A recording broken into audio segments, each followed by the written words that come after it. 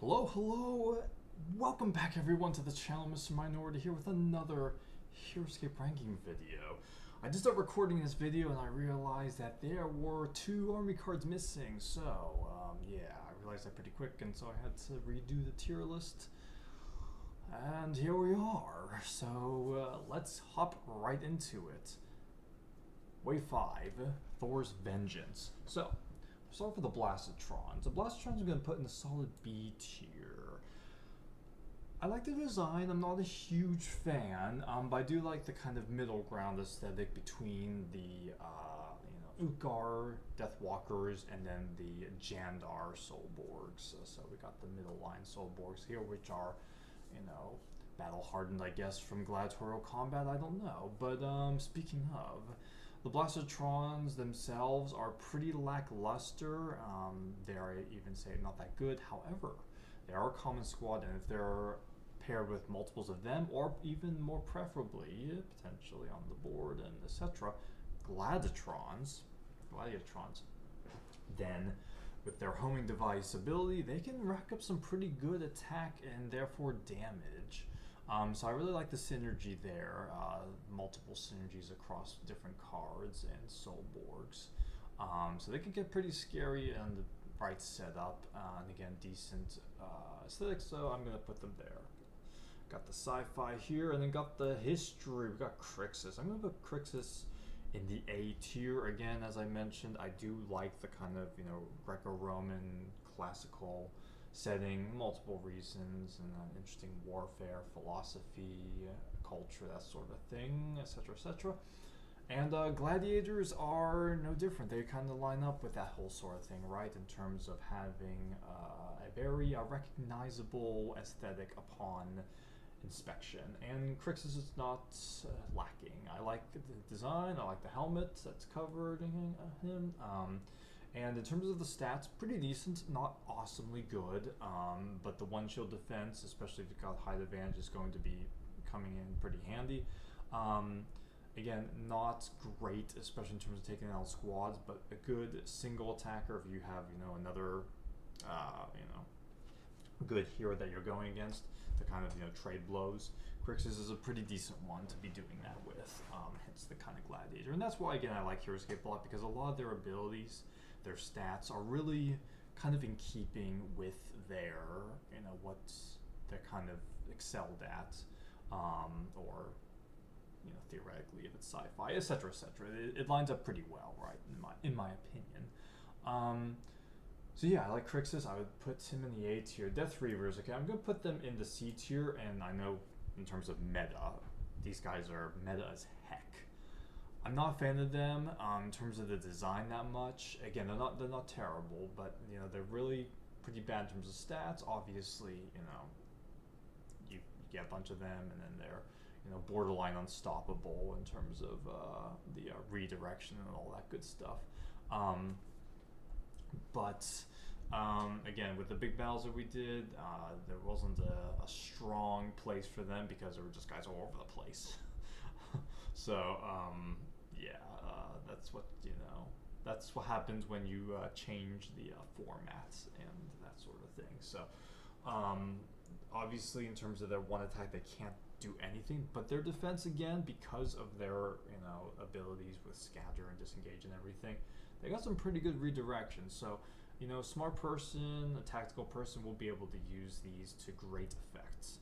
And yeah, if I do plan on competing in tournaments, which Renegade has announced that they will support tournaments, so I probably will. I can get my, my booty whooped, absolutely, and handed to me in all sorts of shades, colors, hues of the prismatic spectrum. I might pick up one of these, or a few of them. But we'll see. Again, I have no idea about that. That's quite far in the future, so just kind of an anecdote right there. Okay, now we got I think these are called the Death Stalkers. I'm going to put them in the low B tier. Again, kind of similar to the Death Reavers. I don't think it's a particularly strong design, unfortunately. They're not bad. They're not bad. They really kind of are reminiscent of the Marden Hounds, especially in terms of their size and kind of silhouette. But it got a little bit of a different, aesthetic here with the Ugar and Solborg wolves. So, they're not too bad. They're not too bad. It's kind of interesting that you do have the melding of the organic and the robotic. That's not something that's super common in the Heroscape base game that we've seen. So they're decent in terms of their abilities and how good they are. They got that strong defense, so they'll hopefully be able to try and get off multiple attacks. Their maul is pretty good. So if you can get all those die rolls, that's why they're not even necessarily the best to get height advantage. You may not want to get height advantage with them because of that ability, because you're less likely to roll all the skulls if you have more dice. So pretty good overall, but again, not necessarily a card that makes me really excited to see. It's like, oh yeah, I love these guys. Okay, these samurai, I'm sorry. This is one of those that I think I got actually a little less than a year from now. I think I got it 11 months ago or so. Is it the Kazuki samurai? These guys are going to put in the A tier. I really like them. The Izumi samurai, which I talked about earlier, are pretty small fry relative to this one. Now, of course, they are much more expensive. They are very heavy hitters, though. Unfortunately, their defense and with their counter strike, they're not going to be doing a whole lot with that, but they are really heavy hitters. I like their design. I like the kind of darker, hues that they have. Yeah, it's good to see some samurai. Again, not super different aesthetically in terms of the overall shape, but you can't get, I guess, super different with samurai. So that's the only kind of minor quibble I have with samurai. Obviously, it's great to have them, but they are not necessarily super distinguishable from the others, as you would say, maybe like Dragon to Dragon or something like that, or Soulborg to Soulborg. So anyway, but I still really like them. These, I think they're the Nikita agents, if I remember correctly. I kind of float between an A and a B. I really, if there were like an A and a half or a B and a half, excuse me.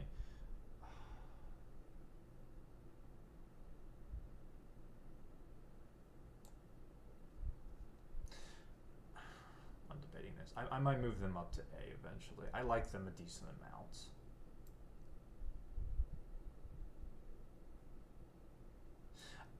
I'll keep them at B. The Krav Maga agents just seem to be, I don't know why, but they just seem to do better. Even though the Nikita agents are worth more, and they have more abilities, and I guess a little bit more versatility, I guess you could say, because of those abilities. They're pretty good. They're pretty darn good. They're one of the most expensive squads, and it shows. And they do put up some good performances.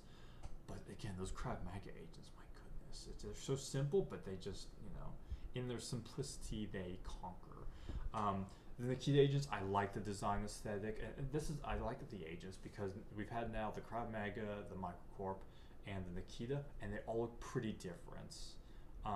Again, it's sci-fi as opposed to samurai is historical, so maybe there were samurai who dressed very differently. That'd be interesting, but I'm not as knowledgeable as I should be in that subject to comment on that. But in terms of the sci-fi or the kind of a little bit more stuff where you have a little bit more creative wiggle room, I like it. And this is why, again, I like Heroscape so much. I like having the different agents that just have such a different design aesthetic that you can really play around with, but they are agents still, and they all kind of function similarly, R for Vidar, etc. So the Nikita agents, I like them quite a bit.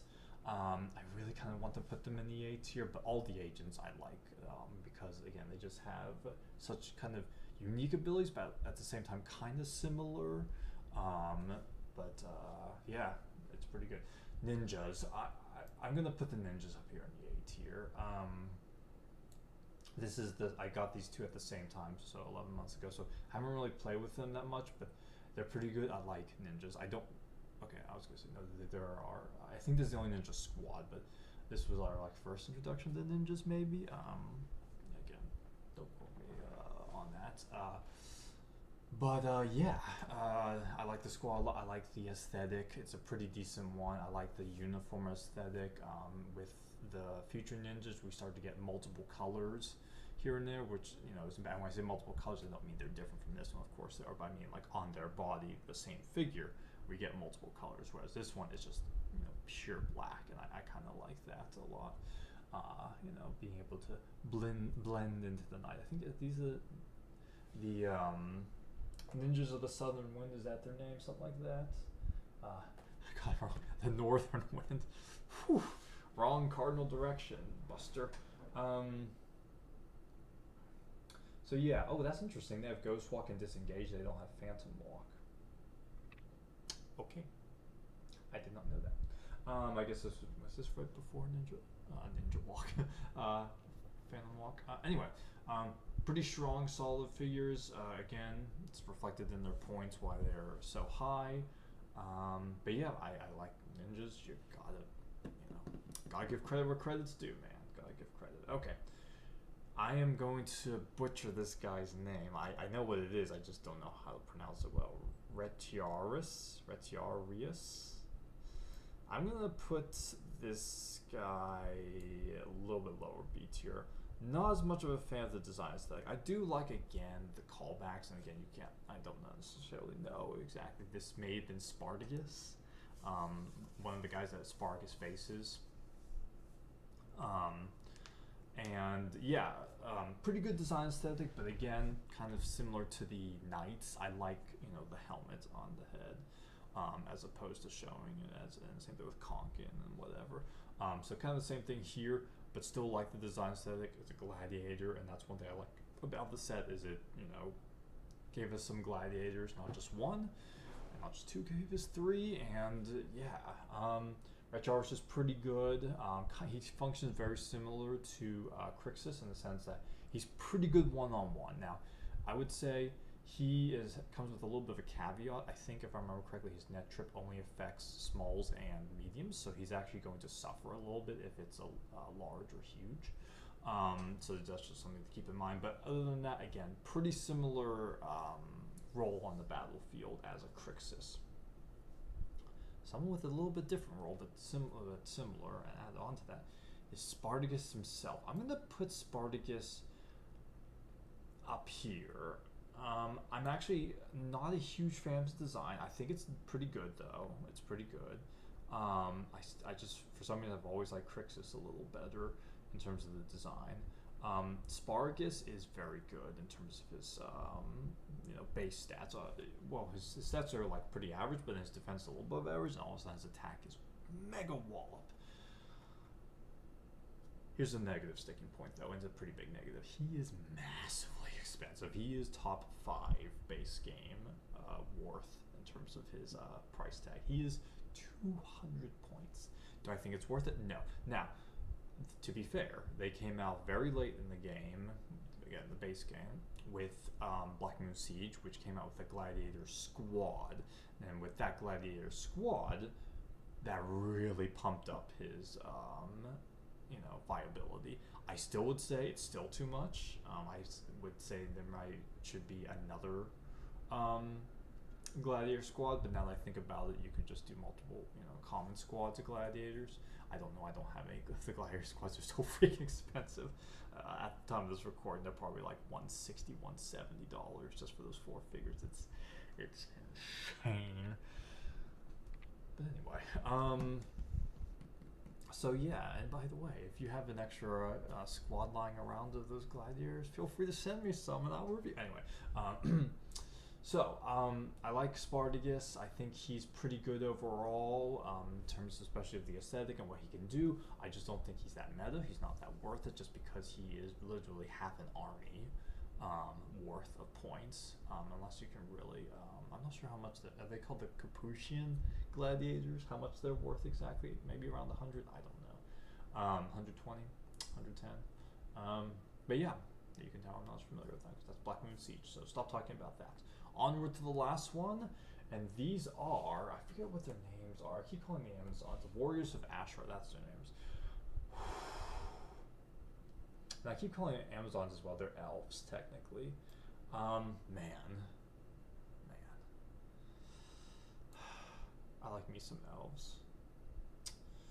elves as main characters in my fantasy novel, I'm gonna put them in the A tier because of that.